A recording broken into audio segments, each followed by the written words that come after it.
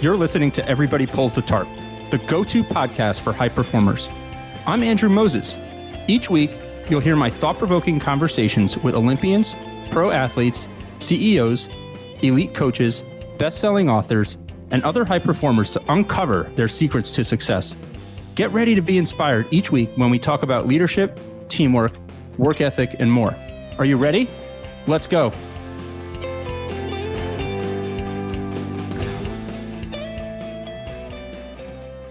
Hi, everyone. This week, I'm joined by best-selling author and leadership expert Scott Miller. Scott has spent the last 26 years working at world-renowned leadership development firm FranklinCovey. He joined FranklinCovey as a frontline salesperson and worked in seemingly every role imaginable on his way up the corporate ladder. Eventually, Scott became the company's chief marketing officer and executive vice president, and today he serves as special advisor on thought leadership. Today, Scott is a world-renowned leadership guru, but like many of us, Scott's career as a leader got off to a rocky start. After being promoted to the very first leadership role of his career, Scott was demoted just 3 weeks later. I asked him all about what happened and what he's learned since to become one of the world's most sought-after minds on leadership and career development. We explored how to think long-term in a short-term world, how to become more effective at delegating responsibility, ways to better deliver and receive feedback, and so much more. This episode is absolutely jam-packed, and I can't wait for you to hear it. So, let's pull the tarp and get straight to best-selling author and leadership expert Scott Miller. Scott, you were promoted to the first leadership role of your career and then demoted just 3 weeks later. What happened? It's called being unprepared for leadership, right? I mean, most of us are promoted to become leaders because we were the star individual producer. We were the most efficient dental hygienist or the most creative digital designer or the top salesperson. And of course, most organizations lure us into leadership. The case was for me. I was the top salesperson of the division. And after meeting my quarters for 2 or 3 years, they promoted me to become the leader of a group. And I, of course, wreaked havoc across the culture because I did not understand, Andrew, that the key job of a leader is to, in fact, achieve results with and through other people. That requires patience and contemplation and building capacity and not turning everybody into a, quote, mini-me version of yourself. So I was relieved of that promotional position because I did not know how to lead people. I thought leadership was about being strong and brash and hard and charismatic and, having high courage conversations. And there is some of that in the truth of leadership, but most of it not. Leadership really is about empathy and listening and talking to people in a way that they listen and using words that resonate with them and uncovering and pollinating their dreams and ideas and passions and aligning the job to it. Those are things that I matured into over the last 30 years. But I was relieved of that position. Again, I went on to work in that firm for 25 years. So kind of 1 step forward, 2 steps back, 3 steps forward, 2 steps back. But that's the condensed version, cleaned up version of the story, if you will. You obviously had a tremendous run of success, Scott, over that 25-year period. How did you kind of pick up the pieces after being relieved of those leadership responsibilities initially and kind of chart your path forward? Well, I think like a lot of us, I had great leaders, mentors, people that believed in me perhaps more than even I believed in myself, or they had some high courage, tough conversations. I had great leaders along the way that would take me aside, out to the woodshed metaphorically. And Scott, you can't say that. Scott, you can't do that. Scott, you got to stop thinking that way and start thinking this way. So I had a lot of practices that I thought were wise and they were horribly unwise. Fortunately, I had a lot of leaders that saved me from myself along the way. Now, again, I was hardworking and I was smart and well-read and disciplined and driven and took my responsibilities extraordinarily seriously. And quite frankly, I was a train wreck interpersonally, not illegal or unethical. I just didn't have the maturity. So the success that I've achieved is both through my insatiable curiosity and hard work ethic, indefatigable, ferocious work ethic, but balanced and nurtured and really matured from people who believed in me and coached me along the way, literally coached me day by day. So Scott, I'm curious, mentorship is something I know you're passionate about. You talked about there for a few minutes. Some organizations, companies create mentorship frameworks. There's kind of formalized situations. Sometimes, a lot of times it happens informally. That's sometimes where I tend to gravitate to, these informal relationships that kind of blossom over time. How do you look at mentorship, and what can companies and leaders do today to create higher quality mentorship opportunities for, budding leaders? I'm delighted you asked this, because you may know I wrote a book called Master Mentors based on the podcast that I host, and I've now have the second and third volumes coming out. I'm also writing a book for HarperCollins called The Ultimate Mentoring Guide that outlines all of the 15 roles that mentors play and shouldn't play. But to answer your question, I think a lot of organizations do it right and do it wrong. They're well-intended, right? And match is everything. I mean, match is everything when it comes to matching mentors with mentees, and to ensure that that mentor recognizes what their role is, and like I said, what their role isn't. I also think that many mentees think that the best way to have a mentor is to have someone on the fifth floor, metaphorically, right? Or the C-suite. When most of the greatest mentors in my life, Andrew, I've never met them. They don't even know I'm alive. People that I either followed their podcast or their blog or read their book or listened to their radio program every night during my teens and learned so much from them. So one is I would dispel the rumor or the misnomer, if you will, that mentorship has to be formal. I have been mentored more successfully from people who I've never met than those who perhaps I was paired with through a formal mentor program. To answer your question more precisely, I think what organizations get right is just the initiative, is to recognize that mentorship is a crucial role that all of us should benefit from in our careers, and also be not just a mentor, but a mentee. There's no age limit. I have a lot of people I mentor that they're serendipitously mentoring me on things that they know about TikTok or YouTube or the cancel culture or how to get a better camera or lighting for my podcast. So there's that reverse mentorship that's there as well. To round it out, fit's so important, is to make sure that your mentor and mentee have some commonality. They set some good ground rules, that they understand what we hope success looks like at the end of this mentoring relationship. My book coming out next year from HarperCollins, The Ultimate Mentoring Guide, I think will be wildly adopted by companies in my program on how to identify what are the 15 roles that mentors play. And for that matter, what is the role that a mentee should play? And what are the expectations that they should set? Because I think this adage of good fences make good neighbors is also important protocol when it comes to mentoring and menteeing. Scott, it's so interesting. As you talk there about mentorship, I'm reminded of a conversation I had a few weeks ago with 3-time National Coach of the Year, Kirsten Bernthal Booth. She is the Creighton volleyball coach. And she told me a story. She said, she got her head coaching job at Creighton. She was 27 years old. By all standards, very young for a role in a major program like that. And she hadn't had a lot of head coaching experience, but the athletic director saw immense potential in Kirsten. So what the athletic director did was he hired her because he felt like if he waited too long, she was going to be somewhere else. He wanted to take the opportunity to make her a head coach at Creighton and turn that program around. And oh, how she ever. The other thing that the athletic director did was hired a paid mentor to work with her. The program not only paid her salary, they paid someone else with a lot more coaching experience to work with her in those early years. Now that individual has become more of a mentor in the traditional sense, more of a friend. Yeah. But I'm curious to get your take there. Are you seeing lots of organizations do that? And should organizations be doing that, making that additional investment in people? Well, certainly it's a profound idea, right? It takes a lot of foresight, a lot of investment, like literal and metaphorical investment to get your leaders coaching on the early end. I think it's a genius idea. It takes a lot of guts. It takes allocation of budget dollars.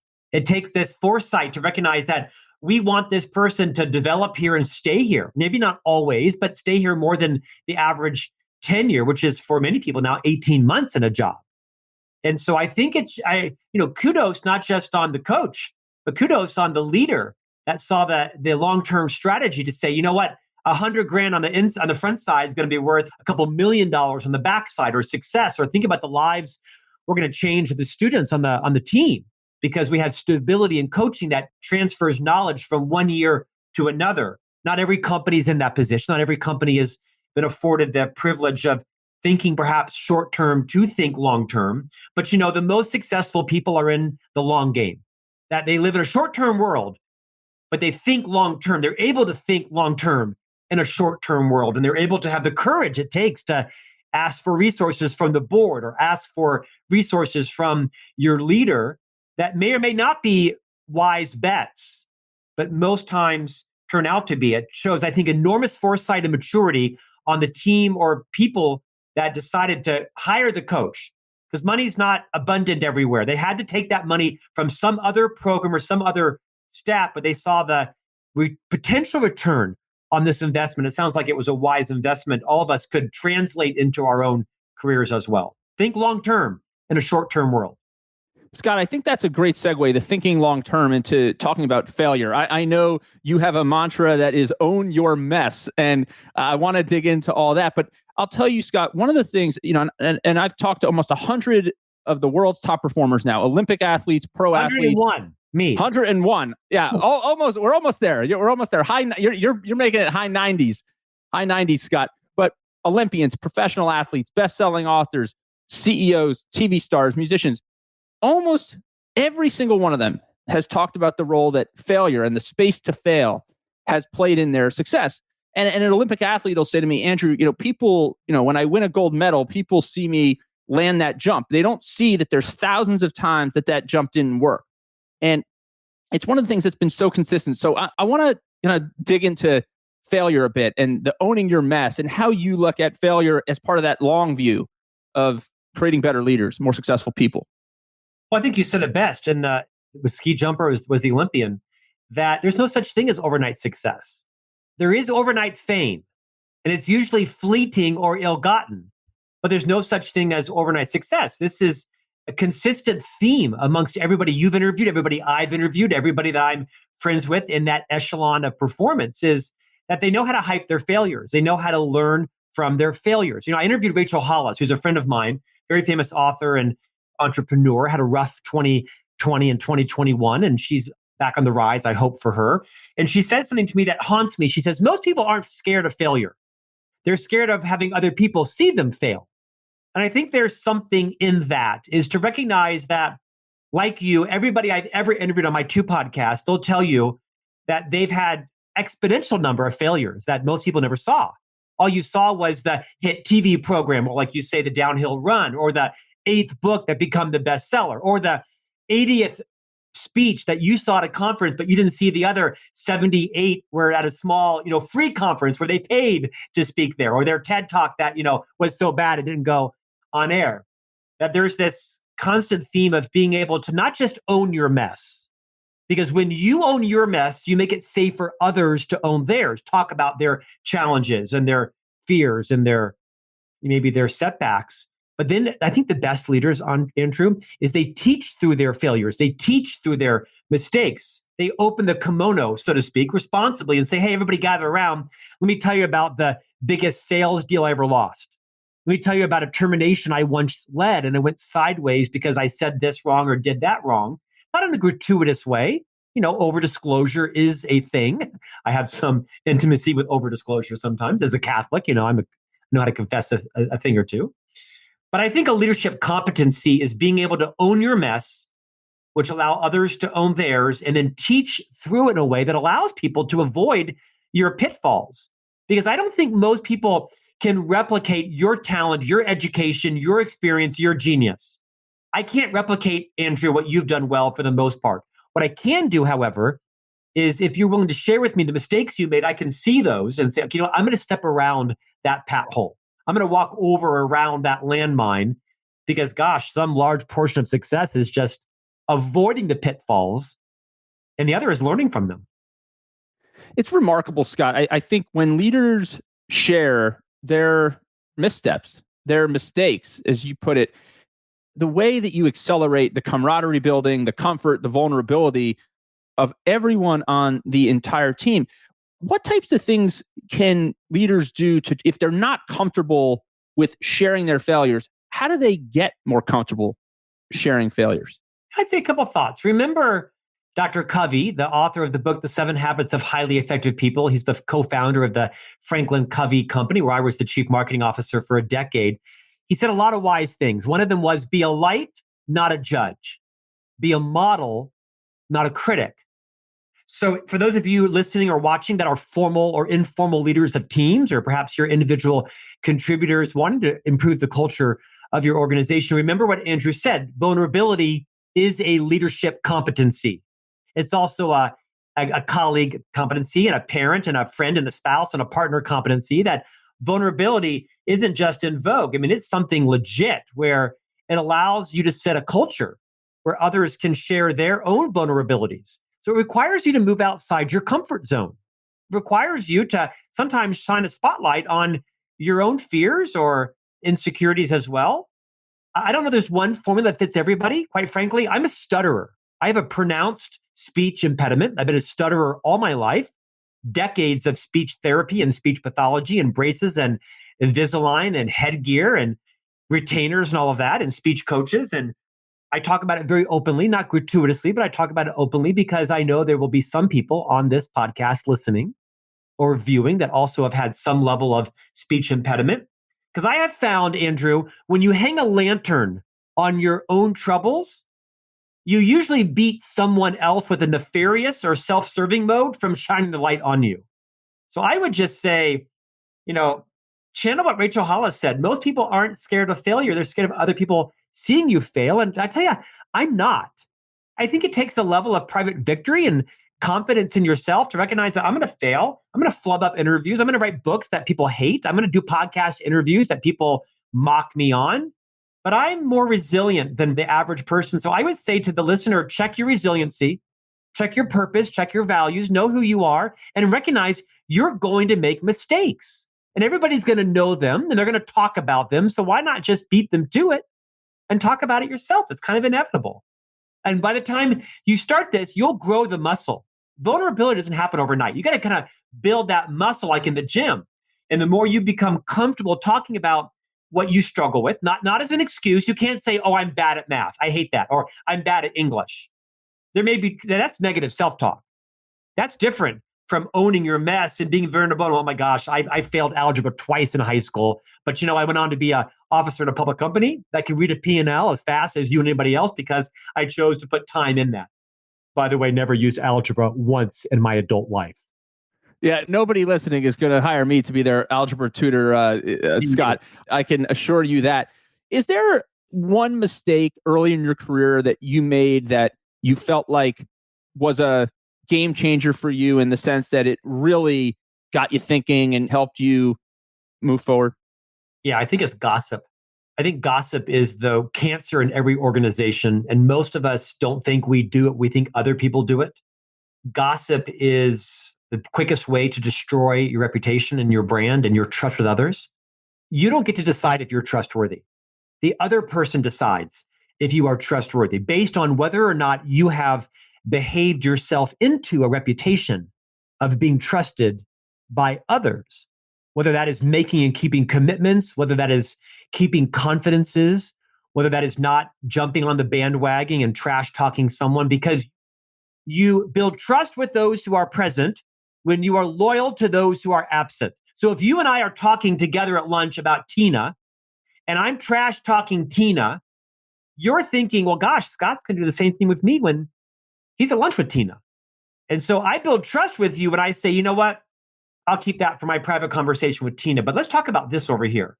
So I think I was, like many people, raised to gossip. You gossip in church, you gossip in the synagogue, you gossip at the mosque, you gossip at the country club, the recreation center. And I think my biggest advice on this topic is to be the transition figure, is do not speak disparagingly about anybody different from when you are absent from them if they were standing right in front of you, and you will become a model of that. And I think in my early years, I did too much of that. I once had a boss, and I write about this in my books, that once came to my office in Chicago and said to me, Scott, you're standing at a gas station and you're holding a match. And I was like a 6-figure executive earner, and he basically was pissed at me for not keeping confidences. always wanted to be the guy in the know. Well, you know what's going to happen here, or who's going to lose their job, or these divisions are consolidating. When I had no right to share that. I was just a gossiping jerk in my 30s. And he had a high courage conversation with me, not natural for him. And it changed the trajectory of my career. Do I still engage in it occasionally? Yes, because I'm a human. But I minimize it. I recognize when I'm doing it, and I try to make it as rare as possible for that to become my brand. Scott, I want to pivot to a couple other topics. So delegating, why is it so hard, in particular for new leaders to delegate? I think it's because they don't understand what I said earlier, which is your greatest contribution is to achieve results with and through other people. Most new leaders like me and maybe like you were promoted into leadership as an individual contributor. And we keep doing that job even after we're in the job of leadership.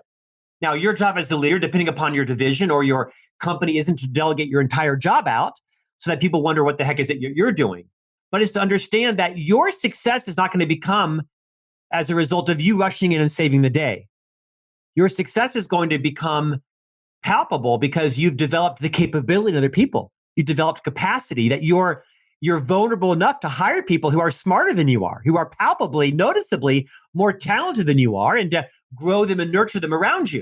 It requires a level of abundance mentality where you're comfortable having people have more credit than you, earn more money than you, that you're the talent magnet, that you're not the genius in the room, you're the genius maker of others. So I would ask yourself, what's preventing you? And don't blame it on this idea, well, if I want it done right, I'll do it myself. Hogwash, because then you'll keep doing it yourself 5 years from now, and you'll become a martyr and a victim and resent your people and subconsciously punish them. As a leader, you've got to think long-term in a short-term world and recognize that your job is to build the genius and the capability of those around them. Recognize when you should be involved, but to also recognize that you might thrive on urgency. You might thrive on the credit of saving the day. Listen, I love a good crisis. I do my best work in a crisis mode. And if one doesn't exist, I'll cook one up. I'll elevate anything that's not crisis worthy to become crisis worthy because I love the dopamine and the adrenaline with saving the day. I admit it. I own my mess. And therefore I tell my team, hey team, whenever you see me taking over, whenever you see me micromanaging, whenever you see me cooking something up to crisis level that's not worthy of that, call me out. Preferably in quiet, preferably in private, take me on a walk, let me calm down. But I think those are some of the signs of, I think, great leadership and knowing how and when to delegate to your people. Is this something you should own, or is this something they could own? And perhaps they'll do it differently than you would. But if you're really honest with yourself, you check your biases, conscious and unconscious, that their result will, in most cases, be just as good and some cases better than if you did it yourself.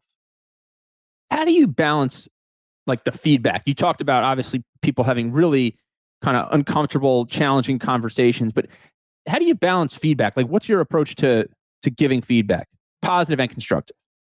Well, giving it and getting it are, of course, two different things, right? When you're giving feedback to someone, you should be thinking about, is it redirecting feedback or is it reinforcing feedback? Those are different. And I think the most important thing is to understand and declare your intent. Let me role play with you. Let's just pretend for a moment that Andrew reports to me. Hey, Andrew, thanks for coming in my office this morning. Hey, Andrew, I need to have a bit of a high courage conversation with you about some of the behaviors I see you exhibiting, some blind spots that I think are limiting your influence here in the company. Andrew, my intent in this conversation is not to embarrass you, diminish you, or minimize you. My intent is not to railroad you out of here. The opposite, Andrew, my intent right now is to give you some high courage feedback on how you could change some of your behaviors, at least how they're being received by others, that's going to exponentiate your influence. Now, what I did there was I declared my intent. I actually used the phrase, can I take a moment to clarify or declare my intent? It's not to do this, it's to do this. It's not to do that, it's to do this. Now, make sure that the intent you're declaring is in fact your real intent, because well-intended people still have hidden agendas. We still have nefarious thoughts. We still do, and sometimes intentionally minimize people. That doesn't mean you're a sociopath. It means you're a human wrestling with your insecurities and your scarce mindset and your beliefs. But I think the best way to give feedback to people is to recognize, is it redirecting, meaning do less of this and more of that? Or is it reinforcing? This morning in the meeting, you said and did this. That was genius. I'd love to see more of that out of you. And then if you have some high courage feedback about someone's collaboration skills, their personal hygiene, whatever it is, always enter it with a declaration of what your intent is. Because absent that, people will make stuff up. Absent that, people will ascribe to you an intent, and they will focus on your intent rather than the perhaps really well-intended, generous feedback you're giving them that's going to make them feel bad. Because most feedback isn't positive. Most feedback is actually personal, and you should actually recognize that. Is, you know what? This might sting a bit. It's okay. I've been on the receiving end of this. It will sting a bit. I'm going to judge you by the totality of your reaction, not just your reaction out of the gate, right? And by the way, I like to use the same thing when I'm receiving feedback. Is when someone gives me feedback, I'll often say, hey, do me a favor. It might take me a minute and a half to come around. I'm not going to bite your head off, but judge me on how I end, not on how I begin, because I might need to pace a little bit, work through it in my mind, move it beyond a personal attack, which I know it's not. You just have to recognize that feedback is sloppy. It sometimes isn't clean and easy. And if it's well intended and you've built trust with the other person through a series of trustworthy interactions, then you've got that reservoir to draw upon. But if you haven't behaved yourself into a reputation where the other person trusts you, then no amount of declaring good intent is going to be a currency. It's just going to be fraudulent. The reinforcing feedback, I think, is really interesting, Scott. One of the things I think that's one of the biggest unlocks of team and organization and human potential is positive feedback. I call it, catching people doing something right. So often we're pre-wired to catch our kids and our team members doing something wrong. When you catch someone doing right, you have an opportunity to reinforce something really, really good. Why is it that the reinforcing the positive seems to get lost in the shuffle with all the constructive and negative? Probably how we were raised, to your very point, right? I was raised in a fairly strict family where I was in trouble for 16 years, always on a restriction or suspension. Well, not suspension, but detention, right? And I was like, my infractions were inconsequential. I was raised my whole life in trouble. And so I think it's deeply inculcated in us since birth from our parents, our grandparents, our guardians, our teachers, our principals. We take those same belief systems into the workplace. We think our job is to fix everybody. To your point, it is more difficult to catch people doing right because it's not where our default mindset goes. Or sometimes when we do, we swing the pendulum so far and we praise people for inconsequential things, right? Or stupid things that feel disingenuous and not sincere. I think it's a mindset. It's a belief system. It's a paradigm. I'm going to intentionally catch people doing things that is consequential in a positive way. And I'm going to sincerely, genuinely recognize them for that in what is their love language. Because they may not want to be called out at the team meeting for a positive thing. They may want it in text. Increasingly leadership post-pandemic is all individualized. This idea of the golden rule, treat others how you want to be treated, hogwash. It's the platinum rule. Treat others how they want to be treated. Because everybody has a little bit different, quote, love language, right? Great book by Gary Chapman, The 5 Love Languages. As a leader, as a colleague, you have to be able to talk in a way that they can hear you. You have to recognize and praise in a way that they appreciate. And it's likely different for everyone. You have to individualize now your leadership style. That's why not everyone should be a leader of people. I say this to a bit of the horror of the leadership industry, of which I'm a leader in, is not everyone should be a anesthesiologist. Not everyone should be a commercial airline pilot, and not everyone should be a leader of people, especially now, quote, post-pandemic, because it requires an unprecedented level of focus and patience and diligence and empathy and individualized leadership to every different person on your team. Scott, on that note, what's one or two things that leaders can do to help kind of bridge the gap, if there is a gap that's created by the remote hybrid work environment that a lot of organizations are in? What's one or two things they could do?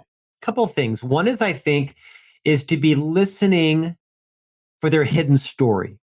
What's really going on with the person? They didn't wake up today to screw you. They didn't wake up to goof off, likely. What's going on? Are you able to exercise the patience, the empathy, the listening to really understand what's going on with them? Is it a salary issue? Is it a jealousy issue? Is it a competition? Is it a focus issue? Is it a family issue? Is it an insecurity issue? One is to really deeply listen to what is their hidden story. Do you know what their hidden story is? That's the first thing.